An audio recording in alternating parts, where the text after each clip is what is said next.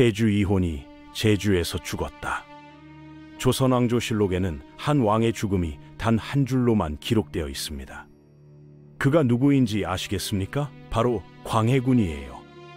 한때 임진왜란의 영웅이었던 그가 67세의 나이로 제주도 초가집에서 홀로 숨을 거둘 때까지의 이야기는 우리가 알고 있는 것보다 훨씬 더 처절했거든요. 19년간의 유배 생활, 그 긴 세월 동안 그는 무엇을 생각하며 살았을까요? 이제 광해군의 숨겨진 진실을 파헤쳐 보겠습니다.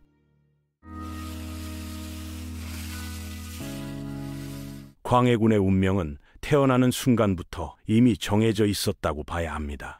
1575년 선조의 둘째 서자로 태어난 그에게는 왕위 계승에 대한 확실한 보장이 없었거든요. 조선의 엄격한 적서차별 속에서 그는 항상 임시 방편적인 존재였어요. 선조는 평생 정실왕후에게서 적자를 얻기 위해 노력했고, 광해군은 그런 아버지의 눈치를 보며 불안한 어린 시절을 보내야 했죠. 더욱 가슴 아픈 것은 어린 광해군이 겪어야 했던 궁중의 차가운 시선들이었어요. 정실왕후, 의인왕후는 그를 자신의 아들로 여기지 않았고 다른 후궁들의 자식들과도 미묘한 경쟁 관계에 놓여 있었거든요. 그는 항상 조심스럽게 행동해야 했고 한 번의 실수도 용납되지 않는 환경에서 자랐습니다. 이런 불안정한 지위는 훗날 그가 왕이 된 후에도 끊임없이 그를 괴롭히는 트라우마가 되었어요. 그런데 1592년 광해군 18세 때 조선 역사상 최대의 위기가 찾아옵니다. 임진왜란이 발발한 것이죠. 이때 선조가 보인 행동은 참으로 놀라웠습니다. 자신은 북쪽으로 피난을 가면서 어린 아들에게는 가장 위험한 임무를 맡긴 거예요. 너는 세자가 되어 이 난리를 수습하라고 말이에요. 아버지는 안전한 곳으로 도망가고 아들은 불타는 전장에 남겨둔 셈입니다. 하지만 여기서 광해군의 진가가 드러나죠. 그는 아버지와는 정반대의 모습을 보여주거든요. 직접 군복을 입고 전장으로 뛰어들었습니다. 평안도에서 강원도까지, 전라도에서 경상도까지 무려 7년 동안 조선 팔도를 직접 발로 뛰며 의병을 모으고 군량을 조달했어요. 그의 행보는 정말 눈물겨웠습니다. 굶주린 백성들을 위해 자신의 수라상을 내어주고 전염병이 돌아도 직접 병사들을 찾아가 위로했거든요. 특히 1593년 평양성 탈환 작전에서의 광해군의 모습은 전설이 되었어요. 명군과 조선군이 합세하여 평양성을 공격할 때 그는 가장 앞장서서 성벽을 기어 올랐다고 합니다. 왜군의 조총탄이 빗발치는 가운데서도 조선의 세자가 여기 있다고 외치며 병사들의 사기를 북돋웠죠. 이때 그의 갑옷에는 3발의 총탄 자국이 남아 있었다는 기록도 있어요. 백성들의 반응은 어땠을까요? 도망간 임금 선조보다는 자신들과 함께 고생하는 세자 광해군에게 진정한 희망을 걸었습니다. 저분이야말로 우리의 참된 왕이다 라는 말이 곳곳에서 나왔죠. 전쟁이 끝났을 때 광해군은 명실상부한 조선의 구원자가 되어 돌아왔습니다. 하지만 이런 명성이 오히려 그에게는 독이 되기 시작했어요. 그런데 이상하게도 선조는 그런 아들을 반기지 않았어요. 오히려 백성들의 신망을 얻은 아들을 위협적으로 여겼습니다. 더 가슴 아픈 것은 전쟁 후 정시 왕후에게서 영창대군이 태어나자 선조가 노골적으로 세자를 바꾸려 했다는 사실입니다. 광해군에게는 정말 견디기 힘든 시간이었을 거예요. 나라를 구한 공로는 인정받지 못하고 언제든 버려질 수 있다는 불안감에 시달려야 했으니까요. 이 시기 광해군의 심리 상태는 어땠을까요? 야사에 따르면 그는 밤마다 악몽에 시달렸다고 해요. 전쟁터에서 죽어간 수많은 병사들의 얼굴이 꿈에 나타나 세자님, 우리의 죽음이 헛되지 않게 해주십시오 라고 애원했다는 거죠. 또한 굶어 죽은 백성들이 꿈에 나타나 우리를 구해달라고 울부짖었다고 합니다. 이런 꿈들이 훗날 그의 개혁 정책에 큰 영향을 미쳤을 거예요. 1608년 드디어 선조가 세상을 떠나고 광해군이 34세의 나이로 왕위에 오릅니다. 하지만 이 왕위는 축복이 아니라 독이 든 성배였어요. 왕이 된 광해군은 전쟁 중에 목격했던 백성들의 고통을 잊을 수 없었거든요. 그래서 즉위하자마자 파격적인 개혁 정책을 펼치기 시작합니다. 가장 대표적인 것이 대동법 실시였어요. 기존의 불공평한 세금 제도를 완전히 뜯어고친 거죠. 이제 특산물 대신 쌀로 세금을 내라. 땅 없는 백성은 세금을 면제하고 땅 많은 양반이 더 많이 내라는 혁명적인 발상이었습니다. 이 정책이 얼마나 파격적이었는지 아시겠어요? 조선 건국 이래 200년 동안 유지되어 온 세금 제도를 하루아침에 바꾼 거거든요. 또한 허준에게 동의보감을 완성하게 하여 의료 혜택을 확대하고 실학자들을 중용하여 새로운 문물을 받아들이려 했어요. 특히 광해군은 서양의 과학기술에도 관심이 많았습니다. 마테오 리츠가 소개한 서양 수학과 천문학을 적극적으로 받아들였고 화포 제작 기술을 발전시켜 국방력 강화에도 힘썼죠. 외교 정책도 놀라웠습니다. 명나라와 새롭게 떠오르는 후금 청나라 사이에서 중립 외교를 펼친 거예요. 이는 전쟁의 참상을 직접 겪었기 때문에 나온 평화에 대한 간절한 염원이었습니다. 이 땅에서 다시는 전쟁이 일어나서는 안 된다는 신념에서 나온 정책이었죠. 하지만 이런 현실주의적 외교는 당시 성리학적 명분론에 사로잡힌 사대부들에게는 배신으로 보였어요. 광해군의 중립외교가 얼마나 탁월했는지는 후일 역사가 증명해주죠. 만약 그가 명분론에 사로잡혀 명나라를 도와 후금과 전쟁을 벌였다면 조선은 임진왜란의 상처가 아물기도 전에 또 다른 전쟁의 참화를 겪어야 했을 거예요. 하지만 당시 사람들은 이런 그의 해안을 이해하지 못했습니다. 하지만 이런 개혁들이 오히려 그의 적을 만들어가고 있었어요. 기득권층인 양반들은 양반의 것을 빼앗아 상놈에게 준다며 반발했고 사대부들은 오랑캐와 손잡고 부모의 나라인 명을 배신한다며 비난했습니다. 전쟁을 직접 겪지 않은 이들에게 광해군의 현실적 외교는 배신으로 보였던 거죠. 여기에 더해진 것이 정통성에 대한 불안감이었어요. 서자 출신이라는 태생적 한계, 자신을 인정하지 않는 계모 임목대비, 그리고 유일한 적자인 이복 동생 영창대군의 존재, 이 모든 것들이 광해군을 서서히 무너뜨리기 시작했습니다. 특히 임목대비는 공공연히 서자가 어떻게 왕이 될 수 있느냐며 광해군의 정통성에 의문을 제기했어요. 더욱 심각한 것은 영창대군을 중심으로 한 반대 세력의 결집이었습니다. 비록 영창대군이 어렸지만 그를 지지하는 세력들은 적자인 영창대군이야말론 진정한 왕위 계승자라고 주장하며 광해군을 압박했어요. 이런 상황에서 광해군은 점점 의심과 공포에 사로잡히기 시작했습니다. 결국 광해군은 왕위를 지켜야 한다는 강박에 사로잡혀 돌이킬 수 없는 실수를 저지르고 맙니다. 이복 동생 영창대군을 강화도로 유배 보낸 뒤 잔인하게 죽게 만들고 계모 임목대비를 궁에 가두는 폐모살제를 단행한 거예요. 이는 그가 그토록 지키려 했던 왕위와 개혁 정책의 명분을 완전히 무너뜨리는 결과를 가져왔습니다. 영창대군의 죽음은 특히 충격적이었어요. 당시 겨우 8세였던 어린 왕자를 강화도 유배지에서 추위와 굶주림으로 서서히 죽게 만든 거거든요. 기록에 따르면 영창대군은 죽기 전에 형님, 저는 왕이 되고 싶지 않아요. 그냥 살려주세요. 라고 애원했다고 해요. 하지만 광해군은 이미 돌이킬 수 없는 선을 넘어버린 상태였죠. 1623년 3월 13일 밤, 드디어 그 운명의 순간이 찾아옵니다. 임목대비의 복수를 명분으로 내세운 서인 세력들이 인조 반정을 일으킨 거예요. 횃불을 든 반란군이 창덕궁 도나문을 불태우며 쳐들어왔을 때 49세의 광해군은 이미 모든 것이 끝났음을 직감했습니다.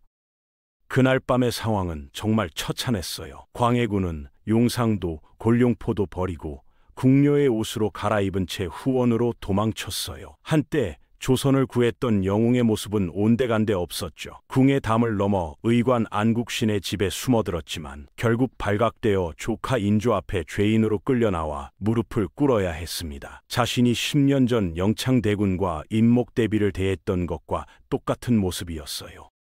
이렇게 시작된 것이 바로 19년간의 유배 생활이었습니다. 하지만 왕위에서 쫓겨난 것보다 더 끔찍한 고통이 기다리고 있었어요. 바로 가족의 몰락이었거든요.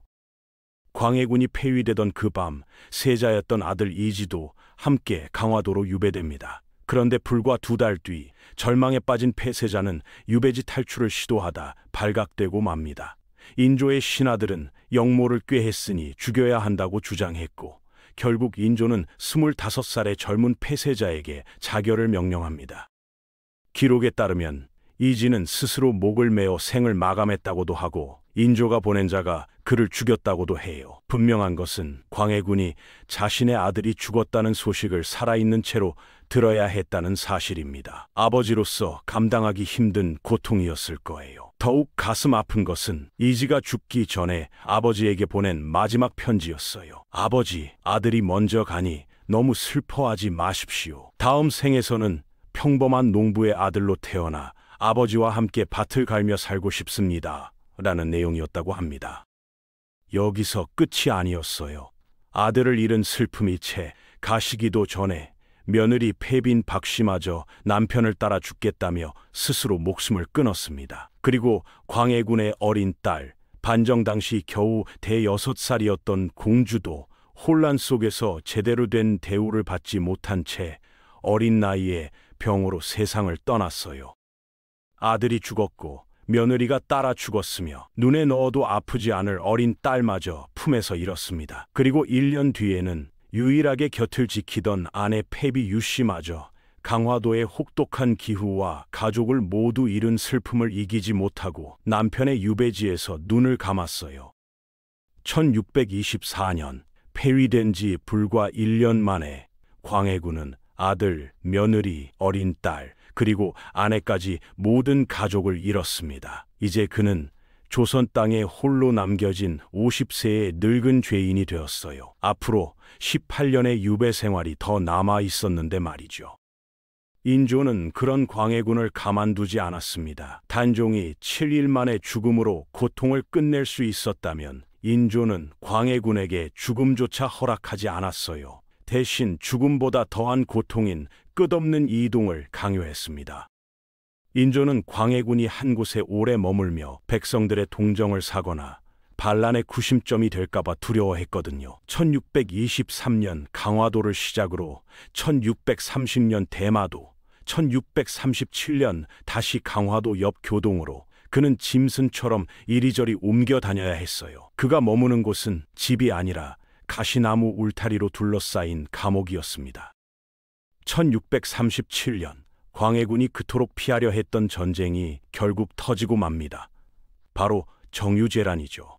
명분을 내세우며 광해군을 몰아냈던 인조의 시대의 말이에요. 인조는 자신이 광해군에게 그랬던 것처럼 청나라 군대에게 무릎을 꿇는 삼전도의 굴욕을 당했습니다. 청나라 군대가 강화도까지 쳐들어오자 인조는 죄인 광해군이 청나라 손에 들어갈까봐 겁이 났어요. 그래서 63세의 늙은 광해군을 또다시 배에 태워 육지에서 가장 먼 곳으로 쫓아냅니다. 그곳이 바로 조선의 끝 제주도였어요.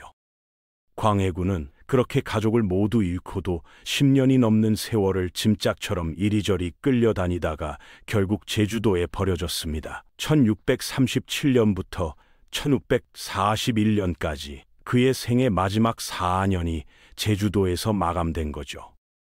제주도에 도착했을 때 광해군은 이미 63세의 노인이었어요. 기록에 따르면 그는 죄인이라는 낙인 때문에 제대로 된 집도 아닌 가시나무 울타리로 친 초가집에서 사실상 감금된 채 살아야 했습니다. 왕을 모시던 나인도 단 한 명뿐이었어요. 그마저도 늙고 병든 할머니였다고 합니다.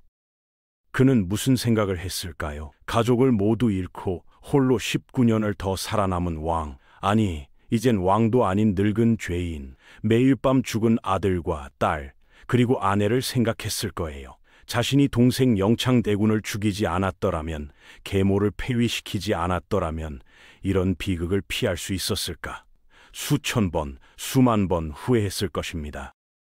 제주도에서의 광해군의 일상은 어땠을까요? 야사에 따르면 그는 매일 새벽에 일어나 동쪽을 향해 절을 했다고 해요. 한양 쪽을 바라보며 죽은 가족들의 명복을 빌었던 거죠. 그리고 하루 종일 마당의 감나무 아래 앉아서 하늘만 바라보며 지냈다고 합니다. 인조는 그런 광해군을 마지막까지 감시했어요. 심지어 광해군이 67세가 되어 병이 깊어 죽음을 앞두었을 때조차 제주 목사는 이런 보고를 올렸습니다. 광해군이 병이 깊어 곧 죽을 것 같습니다. 혹시 모를 사태에 대비해 군사를 정비하고 있습니다. 죽어가는 순간까지도 그는 잠재적 역적이었던 거죠. 1641년 7월 1일 제주도 유배 4년 만이자 폐위된 지 19년 만에 광해군은 그 초라한 유배지에서 67세의 나이로 홀로 눈을 감았습니다. 그가 마지막으로 남긴 말이나 눈물에 대한 공식적인 기록은 실록에 남아있지 않아요. 하지만 야사는 그의 마지막 순간을 이렇게 전합니다. 죽기 며칠 전부터 밤마다 이상한 불빛이 방에 들어와 내 곁을 맴돈다고 했다는 거예요. 사람들이 그것을 도깨비불이라며 무서워하자 광해군이 희미하게 웃으며 말했다고 해요. 아니다. 저것은 억울하게 죽은 내 아들 폐세자가 아비를 데리러 온 것이다. 19년 전 강화도에서 먼저 보냈던 아들, 그 아들이 이제야 자신을 데리러 왔다고 그렇게 믿으며 눈을 감은 거예요. 또 다른 기록에는 인조가 한 번 그에게 기러기 한 쌍을 선물로 보냈다고 합니다. 기러기는 부부의 금슬을 상징하는 새죠. 이미 아내를 잃은 그에게 말이에요.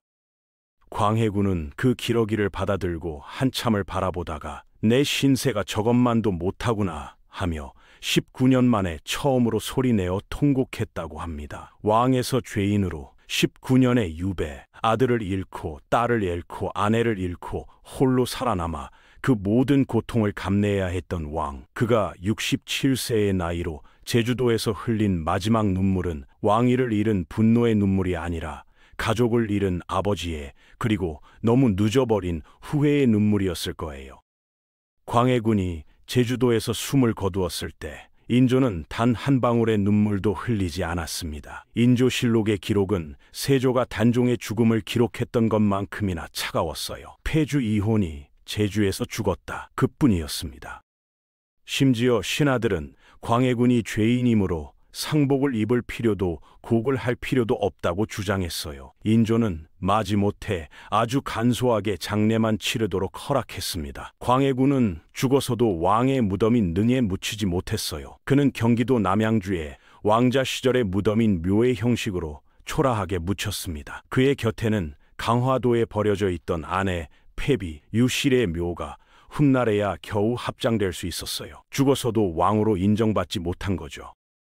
그런데 여기서 역사의 무서운 아이러니가 시작됩니다. 폐모살제라는 부도덕을 저질렀다며 광해군을 몰아낸 인조, 명분을 그토록 중시했던 인조의 마지막은 어땠을까요? 광해군이 그토록 피하려 했던 전쟁, 정유재란으로 인해 인조는 청나라 황제 앞에 무릎을 꿇고 두 아들을 청나라의 인질로 보내는 국가적 치욕을 당했습니다. 더 끔찍한 것은 그가 업보처럼 겪어야 했던 가족의 비극이에요. 광해군이 이복 동생을 죽였다면 인조는 제 손으로 아들 소현세자와 며느리 강빈 그리고 친손자들까지 모두 비극적인 죽음으로 몰아넣었거든요. 이는 마치 조카 단종을 죽이고 왕이 되었던 세조의 업보를 떠올리게 합니다.